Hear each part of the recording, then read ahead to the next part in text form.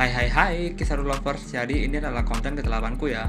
Untuk kalian yang menonton videoku, aku harap kabar kalian sehat selalu, rezeki melimpah dan tentunya uang mengalir. Tak lupa aku selalu mengingatkan kepada kalian, bagi yang beragama Islam jangan lupa sholat ya. Dan untuk yang beragama lain, aku selalu berharap yang terbaik buat kalian. Jadi gimana nih, ada yang sudah lihat belum tentang Chapter 1070 ini? Mulai dari terungkapnya kekuatan Seraphim yang sangat overpower, penjelasan tentang bagaimana mereplika buah iblis Soang, Paramecia, dan Logia, bergabungnya Vegapunk ke kelompok Tobi Jerami, hingga kedatangan Admiral Kizaru. Tapi admin tidak hanya mereview Chapter 1070 ini ya, aku akan membagikan ulasan tentang perkataan Stussy tentang penggambaran Seraphim. Apakah benar Kizaru akan mendatangkan Buster Call ke Pulau Egghead? Hingga siapakah yang akan menggadang Kizaru jika benar dia akan mendarat ke Pulau Egghead? Jadi tunggu apa lagi ya, langsung aja ke pokok ceritanya aja. Let's go! Pada cover halaman One Piece Chapter 1070 digambarkan dengan berkumpulnya anggota Match yang terdiri dari Vegapunk, Chaser, Jatsuki, Queen, dan juga wanita misterius ini.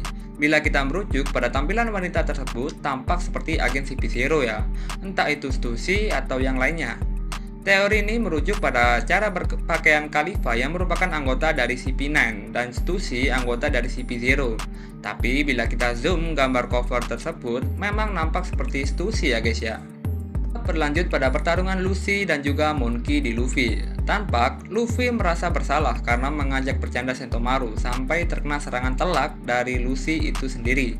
Tapi Sentomaru diperlihatkan jengkel akan perkataan dari Luffy tersebut dan berkata jangan meremehkannya karena dia melihat serangan dari Luffy tapi tidak sempat untuk menghindarinya. Luffy pun memuji Sentomaru yang dapat bertahan walaupun sudah terkena serangan Sugan milik Luffy. Luffy pun menyuruh Sentomaru untuk segera pingsan agar agen terkuat dari CP0 yakni Rob Luffy bisa segera mendapat otoritas atas kontrol Seraphim. Perlihatkan juga Luffy berusaha untuk mendaratkan pukulannya mengarah ke arah Sentomaru, tapi naas, Luffy pun juga mendaratkan tendangannya tepat di muka Luffy dengan Busho Haki dan teknik Komu Komu no Whip. Stussy dan juga Kaku hanya terdiam terperangah ketika teman seperjuangannya mendapat serangan telak dari Yonko Mugiwara no Luffy. Berlanjut, kamera diarahkan ke tempat Jinbei dan Chopper berada. Mereka berlari sambil membawa Atlas dan menyuruh kaptennya untuk segera menyusulnya jika ingin menyelamatkan Atlas yang sudah dikonfirmasi pada Chapter 1068 jika Atlas mendapatkan serangan telak dari Luffy. Bab berlanjut ke arah Seraphim yang melakukan penyerangan terhadap agen CP0 yakni S-Hawk, S-Shark, dan S-Snake. Jika kita melihat pada gambar, S-Shark mendaratkan pukulannya ke lantai hingga membuat lantai tersebut tampak seperti gelombang lautan. Dua member CP0 yakni Kaku dan juga Stussy hanya bisa melihat ketika dua buah Seraphim bisa dengan mudah mengacak-ngacak anggota dari CP0. Tapi yang buat admin berpikir dua kali sih dari perkataan Stussy ya guys ya. Stussy menjelaskan jika Seraphim tersebut masih anak-anak dan masa depan mereka akan sangat menakutkan. Merujuk dari perkataan tersebut, ini bisa jadi teori jika para Seraphim bisa tumbuh layaknya orang normal pada lainnya. Jika kita mengacu pada teori tersebut, para Seraphim mungkin bisa awak kening ya untuk buah iblisnya. Tidak menutup kemungkinan jika para Seraphim juga bisa menguasai Haki Kenbun, Busho, bahkan Hoshoku Haki. Oke, jadi kita lanjut ke tempat Vegapunk, Nami, Franky, dan juga Usopp berada ya guys ya. Franky pun tampak kaget dengan apa yang dilihatnya ketika melihat rekaman CCTV di tempat Seraphim itu bertarung. Franky pun menangis terseduh-seduh ketika mengira bahwa Senior Pink yang dia akui sebagai sahabat angkatnya di keluarga Don Quixote Doflamingo sudah mati. Tetapi Vegapunk bertanya kepada Franky bahwa apa kau sudah menyadarinya? Vegapunk lalu menjelaskan bahwa pria yang Franky maksud saat ini menjadi tahanan kelas berat di Impel Down. Nami pun juga bertanya, apa kau menciptakan buah iblis buatan? Seperti Smile, buatan Caesar yang menyeramkan? Vegapunk lalu menjelaskan bahwa dia bisa dengan mudah membuat buah iblis tipe Zoan biasa dan juga bisa mengatakan, jika saja mempunyai waktu dan uang, buah iblis yang spesial juga bisa diproduksi walaupun belum bisa dipastikan secara rinci apakah dapat membangkitkannya.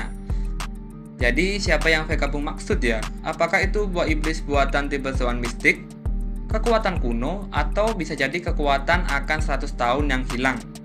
Oke, kita akan bahas ini di video selanjutnya ya. Pria yang dijuluki sebagai orang terpintar di serial One Piece tersebut juga menjelaskan berdasarkan tipe Logia tak peduli seberapa keras aku berusaha, membuat buah Logia itu masih sangatlah sulit. Beda kasusnya dengan buah Paramecia. Aku sadar bahwa pengguna yang mampu menahannya adalah faktor keturunan. Kau bisa merekayasa tipe darah spesial dan mentransfusikannya yang mana akan membantu membuatmu mendapatkan kekuatan pengguna itu dari darah yang mengalir ke tubuh mereka.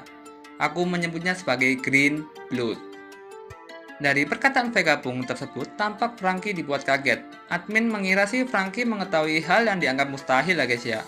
Vegapunk juga mengatakan bahwa Seraphim adalah puncak tertinggi dari Saint dalam ilmu kelautan.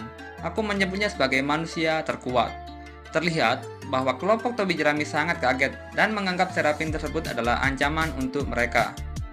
Bab berlanjut pada pertarungan antara Monkey D. Luffy melawan Rob Lucy. Ketika Luffy sudah berhenti berputar karena jurus Gomu Gomu no no Whip-nya dan menabrak tembok tepat di belakang Rob Lucy, Lucy tersenyum karena melihat celah untuk melakukan serangan terhadap Sentomaru dan Soru.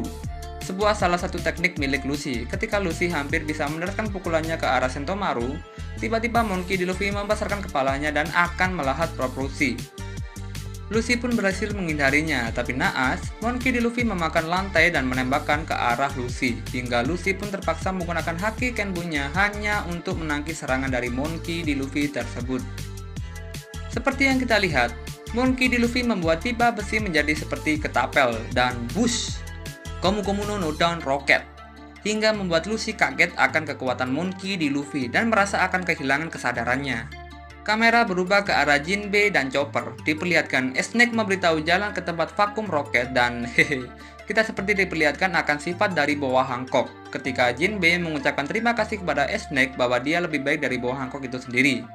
Sentomaru berkata kepada Monkey D. Luffy bahwa mempercayakan Pak Tua Pung atau Vegapunk ke naungan dari salah satu Yonko dunia baru yakni Monkey D. Luffy.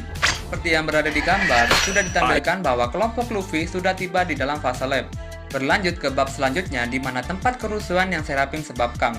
Dikatakan bahwa Kaku memuji Sentomaru karena sudah memenuhi tugasnya dengan baik sebagai pengawal Vegapunk. Beralih lagi ya ke tempat fase lab berada. Vegapunk mengatakan akan ikut berlayar bersama kelompok Monkey D. Luffy. Tampak Nami dan Sanji memasang muka jengkel karena tahu itu hanya akan menjadi beban bagi kelompok Tobi Jerami itu sendiri. Dan untuk Usopp dan Franky sangat senang ya guys ya. Bahkan Franky menyuruh Pak Tua Pung untuk melihat General Franky dan juga Tausen Sani. Dan diperlihatkan bahwa kelompok CB Zero sudah menguasai para Seraphim yakni S-Hawk, S-Shark, dan S-Snake. Dan di panel terakhir diperlihatkan dengan Admiral Angkatan Laut dari markas besar yakni Borsalino. Borsalino sudah mendapatkan info jika Vegapunk nantinya akan menjadi sekutu Monkey D. Luffy dan Kizaru berkata artinya mereka akan gabung dengan mudah. Tapi menurutku keadaan tidak akan berjalan mulus seperti yang diperkirakan. Lanjutkan sesuai rencana, bawa kapal perang sebanyak mungkin ke Pulau Egghead. Jadi itu guys ya, review tentang Chapter 1070. Bila aku ada salah kata, mohon maaf ya. Kamu bisa tonton terus videoku selanjutnya sebagai bentuk support kalian. Jangan lupa makan sayuran ya. Disclaimer, video ini juga diperuntukkan bagi kaum-kaum rebahan di dunia. Oke, dah. See you. Selamat menonton channel lain.